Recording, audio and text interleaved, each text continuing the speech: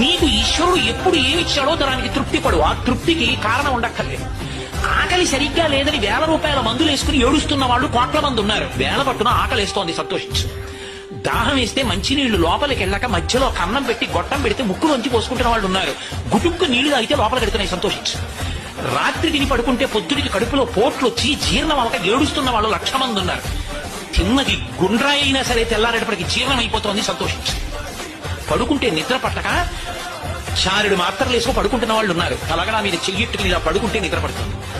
పుస్తకం ఉంటే తప్ప మాట్లాడలేని వాళ్ళు ఉన్నారు. వేదిక ఎక్కి కూర్చుని మాట్లాడటం మొదలు పెడితే గంగా ప్రవాహంలో వస్తుంది, సంతోషించు ఈశ్వరుడి కారుణ్యానికి.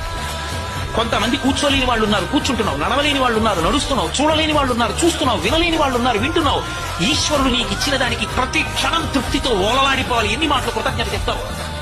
అది మానేసి ఎప్పుడు ఏదో పోయిందాన్ని తలుచుకుని ఏడవడం కాదు, వచ్చేదాన్ని ఊహించుకుని అలా జరిగితే బాగుండని కలువమలు ఎగరేయడం కాదు.